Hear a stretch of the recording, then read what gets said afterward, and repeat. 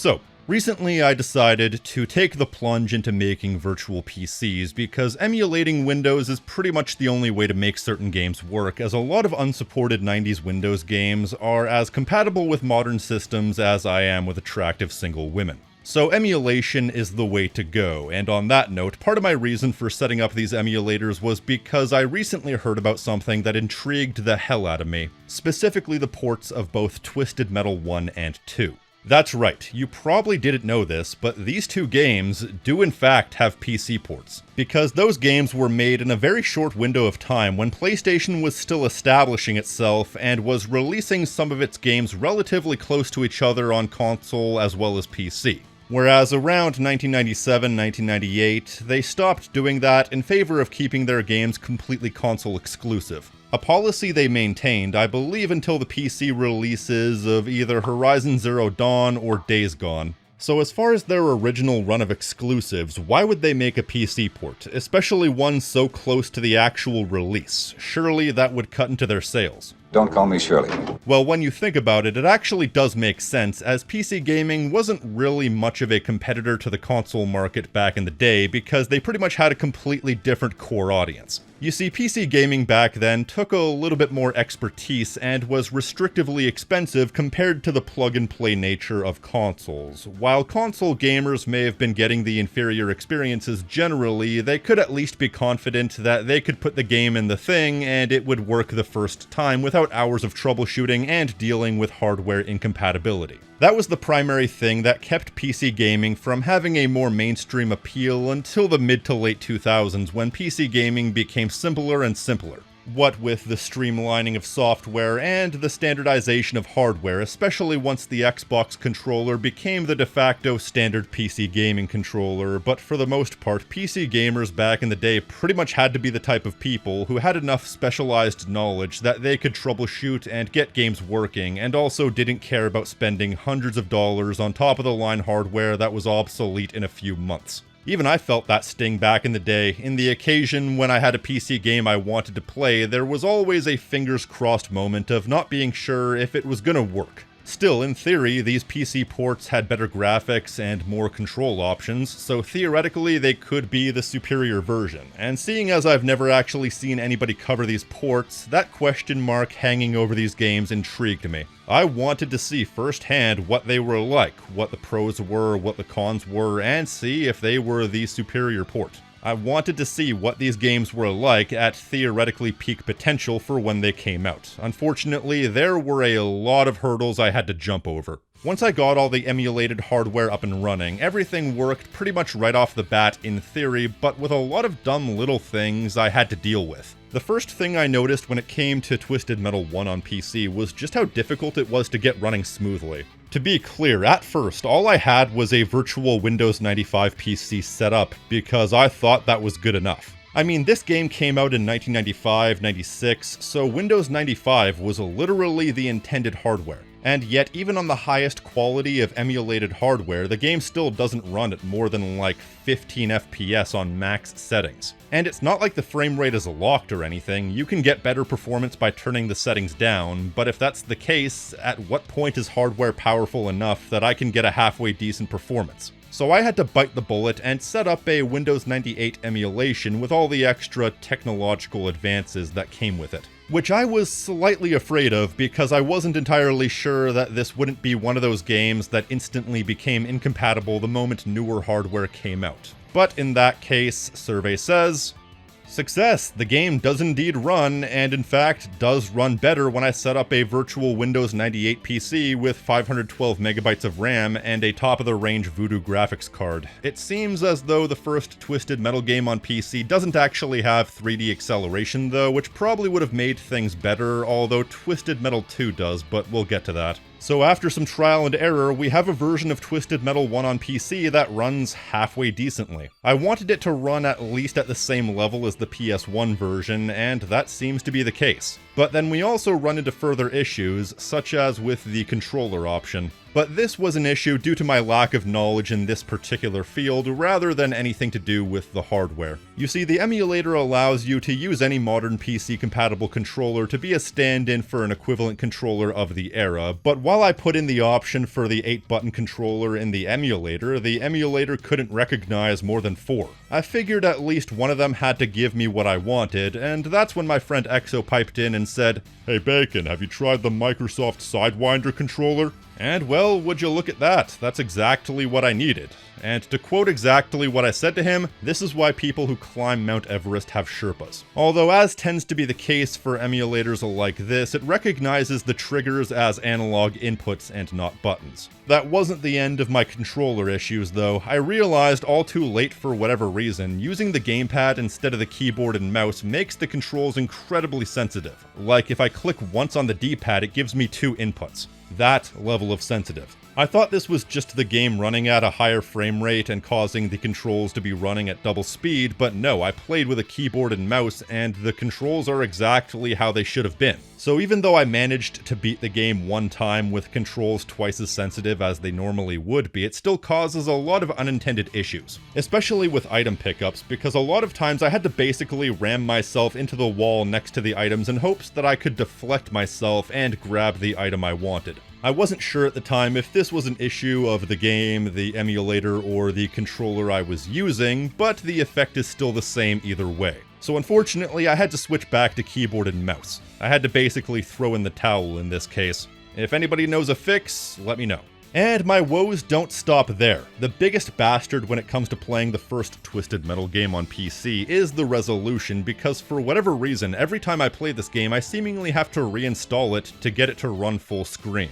Or at least whatever qualifies as full screen, given the fact that I'm recording this on a tiny window on my desktop. The issue is, every time I launch this game after the initial first time, for whatever reason, the game ends up being played in this really tiny screen in the middle of a gray void. I don't get it, and it's especially frustrating because the HUD elements are all still there. They're still in the gray void. So clearly this game recognizes that there are objects outside of the main central area that is this tiny box in the middle of the screen, and yet it doesn't recognize my desire to have the game take up the entire space. Editing the resolution doesn't do anything. I thought this might have been my old pal incompatibility, given the fact that I was playing this on Windows 98 when it was made for Windows 95, however this was also an issue on the Windows 95 version. But like I said, the game was always fine the first time I played it, this was only an issue on subsequent playthroughs. As in, if I closed the game and came back, this would happen. So the long and the short of it is, every time I want to replay this game, I have to reinstall it in order to get it to work properly and then input all my settings again. I'm not sure what the issue is, and I don't pretend to be knowledgeable enough to diagnose the issue, so I'm just gonna play with the cards I'm dealt. Either way, this is so annoying. It's not like the game doesn't work, but it works on its own logic that makes sense only to the game. Much like how, for no discernible reason, the resolution keeps changing from screen to screen. Everything from the character select screen to the main menu to the gameplay all have different resolutions, and I have my emulator set up to have an anamorphic resolution, so it's constantly becoming bigger and smaller. And I'm not sure if this would be the case if I was playing this authentically, but either way, it's all really weird. None of these issues are necessarily annoying because they don't really get in the way of the gameplay, well, except for that one issue, but, well, it is weird. So I think off the top of my head, that concludes all the issues I had with the game. I hope you enjoyed me spending the first half of this video talking about my PC gaming woes. And after all that, how does the game play? Well, it's basically as you'd expect. Kind of anticlimactic, really, given how much trouble this game gave me up until now. Once you have the controls figured out, this is basically Twisted Metal 95 that's as authentic as it gets. There are a few major gameplay changes, such as how instead of a password screen, you now have a full-ass save system, unlike the PS1 version which operated on a password system. But I'm not sure if that's necessarily better, because it means the game records how many lives you have, which means you're stuck with 3 lives, and that's that. No questions asked, no quarter given. And you know, I can pretty much routinely beat the PS1 version on 3 lives, but this isn't the PS1 version. I'm still getting used to the controls and the various quirks of the PC version, so it would be nice if I didn't have to give up my progress when things go south. I can still do it, but it's a little annoying that there isn't a backup plan like at all. Although the difference between the PS1 version and the PC version is only partially why I sometimes have trouble getting through this game on 3 lives. The other reason has to do with this game's most significant change: Darkseid. You see, the whole thing about Darkseid in the PS1 version is he had a really terrible special attack because the sheer force and power of Darkseid made him unstoppable, so you needed to balance him out in some way. You don't even need to use the special attack, really it's more efficient to just ram people. However, they more or less made Darkseid completely broken here because the Death Blast special attack now freezes people, leaving them completely open to be rammed to death. It still does the same amount of damage, but freezing people and ramming them is so overpowered that it basically breaks the special attack. Literally, anytime I faced Darkseid in one of these levels, that kind of became my fate. You can get absolutely destroyed by him in a matter of seconds with no way to fight back. And also, I'm not sure if this is the case, but it feels like characters are more aggressive towards you than they were in the PS1 version. Like, I was going through the freeway free-for-all level, and I felt like I couldn't get away from anyone. It always felt like someone was chasing me to the ends of the earth. Which is good for keeping the gameplay continuous, not so good when you're trying to find a healing pad. But otherwise than that, there really aren't any significant alterations that are worth mentioning. Whatever your feelings about the first game, this is basically it. Nothing more, nothing less. Other than a few minor details, your opinion probably won't change that much. That was certainly the case for me. It's unfortunate that this game is basically unplayable with a gamepad, but assuming you can tolerate a keyboard and mouse setup and find specific button mapping that works for you, there are certainly worse ways to play this game. And regardless of any frustration I can experience with this game, it's made worth it for the fact that the character endings are all contained in the game files and aren't just editable, but they're easily editable, so you can customize a character's ending to your heart's content or just make a complete shitpost. That is hilarious. Through it all, though, the most surprising thing to me is just how obscure this particular version of the game is. Because I couldn't find anything on it. Outside of a short blurb on Wikipedia, there's no indication this version even exists. I found plenty of people talking about Twisted Metal 2 on PC, but the original game? Nothing. So I couldn't find any cheat codes, tips, tricks, nothing. It almost feels like I'm the first person to ever even play this version of the game. But regardless, like I said, they also made a PC port of Twisted Metal 2, and unlike Twisted Metal 1, this port doesn't actually give me too much trouble, at least in the setup portion. I found that getting it to run to my liking was significantly easier. It also had a few weird resolution changes, but not nearly as many as the first game, and definitely to a much smaller degree. Just from that little description, you could probably get the impression that I think Twisted Metal 2, despite being the more rare of the PC ports, this one only being released in North America, to my knowledge, to me is actually the superior PC port of the two. As I mentioned a minute ago, Twisted Metal 2 on PC has a 3D acceleration option which can bump the resolution up to 600 by 800. Which isn't really anything special these days, but considering the fact that this was a game made in 1997 and it has a max resolution higher than most PS2 games, now that's a spicy meatball. It's also definitely preferable to play this game with 3D acceleration on, because without it, aside from the resolution being really low, the performance is also pretty dire. Meanwhile, with 3D acceleration on, the frame rate is pretty solid. Definitely equivalent, if not better, than the PS1 version. Which is what they should be aiming for at least. It's a bit surreal seeing these PS1 era textures that I'm so used to only seeing in 240p resolution blown up to a borderline high definition resolution. In fact, I would go as far as to say that it's completely and utterly cursed. I mean, seeing Axel's body deteriorate in real time is probably something I was never supposed to see. Because man, that is pretty brutal.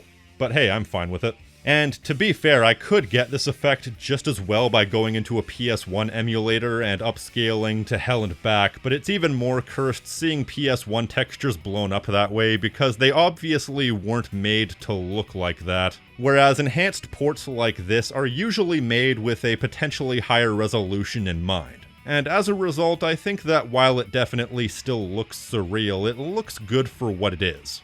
Well, good enough.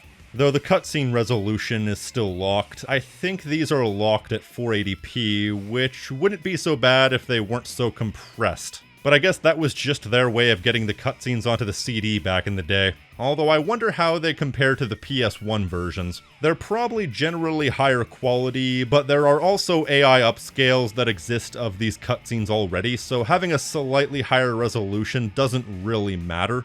As far as the in-game graphics, allegedly, Twisted Metal 2 has downgraded graphics compared to the PS1 version, which I'm not 100% sure of. I mean, I know certain details were removed, and we'll get to that, but I'm not entirely sure the models and effects have been downgraded. As far as the gameplay is concerned, this gave me my answer as to whether or not the gamepad issues in the first game were as a result of the emulation or because of the game itself. The game controls perfectly fine with the gamepad, smooth and responsive, no complaints in that regard, although the gamepad does come with at least one major issue. For no discernible reason, pressing certain combinations of buttons will launch your stored weapons, wasting them. I don't know the reason for this, and I'm not even entirely sure if pressing specific buttons together is the cause. All I know is I kept firing weapons when I didn't intend to. It seemed to happen whenever I pressed diagonally up on the D-pad while also shooting the machine gun. I'm pretty sure that wouldn't be deliberate design because what reason would they have to do that, so it's probably a glitch, but even if it was deliberate design, it's still annoying and wastes your weapon regardless. This was the most notable issue using the gamepad. And there is another pretty significant issue when using the gamepad, but this one more so has to do with button mapping, and it's the fact that obviously Twisted Metal 2 introduced a system of pressing different combinations of directions to use different defensive abilities. Problem being though, at least for me, is that I have forward mapped to the A button, turbo to forward on the D-pad, and obviously steering with the left and right on the D-pad. Long story short, the control method that I'm comfortable with puts different directions on different control inputs, completely messing up my groove as far as using these defensive abilities, so whenever I felt the urge to use one, I had to take one hand off the controller and use the keyboard to do it, because using the different directions based off my control setup is insanely awkward. This wasn't an issue on the PS1 version obviously, because square and up both accelerate, and the D-pad was perfectly functional for inputting the directions. So unless you can play with their specific control ideals in mind, it's much more awkward to use these abilities, putting you at a disadvantage, and considering I found this game to be generally harder than the PS1 version, that's not exactly good. No joke, I can pretty much consistently beat Twisted Metal 2 on PS1 on at least medium difficulty, whereas I find this game kicks my ass even on easy. And once again, you have the issue with the save system forcing you to play through the entire game on 3 lives with no way to skip to a level with restored lives. I know this is a get good situation, but you have to walk before you can run. No sense in kneecapping someone just because they couldn't run straight out of the womb. This metaphor's getting really messy. And you know, I don't think it's particularly good design to force you to play through the entire game on only 3 lives. There's a reason why the series pretty quickly started restoring your lives at the beginning of every level. I decided I didn't want to use cheats because I didn't want to completely break the game, but I wanted to make my life easier, so I decided to use a trainer to give me extra lives, and y'all better be thankful for that because trainers are dangerous. When you use a trainer, there's a 50-50 chance that it's going to end up being a virus. Now, despite these car models not being noticeably lower quality, there's definitely some graphical alterations, as I said. The most notable one would be in the very first level, where the cage that had the healing item and the lightning pickup is just gone. No idea why. Maybe it was an engine texture limitation or something. Either way, this was the first and most notable example, but there were some other strange alterations, particularly with water features, like how these fountains in the Paris level are turned off, or this pool in the New York level, which is also empty. None of these things will change the experience for you, but it's strange to see such arbitrary minor details taken out. I guess to compensate, they added a whole bunch of new or altered sprites, such as Darktooth having a different sprite for his giant bomb. Also, another strange change is the fact that the sound mixing is off. Like, for a while I thought this game just didn't have sound effects at all, but as it turns out, they're just really, really low.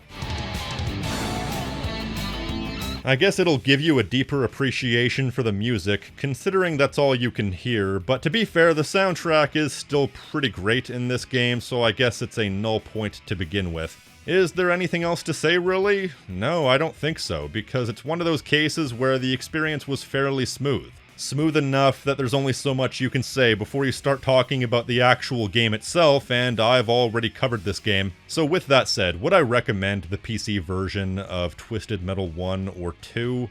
Honestly, no.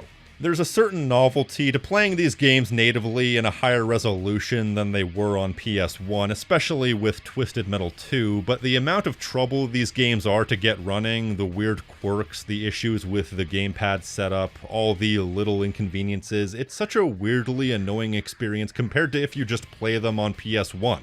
Whether it be through authentic hardware, digital re-releases, or emulation. It comes to a point where any sort of novelty or boost to the resolution gets superseded by the need to have a little bit of convenience. And that's kind of the 90s Windows experience in a nutshell. I'd rather just play the version that I know is going to work and is going to work as intended than play a game with a slightly higher resolution. These two versions of the two games may have given you enhancements, but I don't think they're really worth it considering the amount of trouble they were. They're less than the sum of their parts. Aside from the trouble of setting up the digital rigs, which was no easy feat, I'll let you know that now. I had a myriad of issues trying to get the first game running properly, and those issues will affect me anytime I want to play the game after this. And while the second game may have been a smoother ride, the controls and blistering difficulty compared to the PS1 version made it far less enjoyable than that version. The PC ports of these games are curiosities if nothing else, but I wouldn't really say they're curiosities worth exploring unless you're really curious about the novelty. But take it from me, it's not worth it. But I'd also be remiss not to mention that on the My Abandonware website where I found the original versions of these games, somebody also uploaded a version that works natively on modern Windows. I only managed to get one of them working on Windows 11, and I had to go into the config files to change the resolution, but if you do want to play a more beefy port of these two games, that's probably your way to go. And if you're more knowledgeable than me, then you could probably get the second game working as well. I didn't want to cover these versions because the point of this was to cover the PC ports as they were intended, but they're definitely worth bringing up. And that's all I've got to say on this matter. So if you like what I do here and want to support the channel, you can like this video, leave a comment telling me what you think, subscribe, and hit the notification icon so you're always up to date on what I'm doing. And if you want to support the channel in a more direct fashion, you can pledge to my Patreon for unique perks and rewards such as early access, Discord benefits, and exclusive content, along with these fine folks right here. And an extra special thank you to Brooklyn, Dick Kickham, Gaw004, FarmCat84, Raph, Ranger X, Ty Trovy, Weird Webster, and Monsieur Tenadier for going above and beyond. Elsewise than that, I've been the King of Snark Style right here on Tactical Bacon Productions, and I will see you next time. Stay crispy, my friends.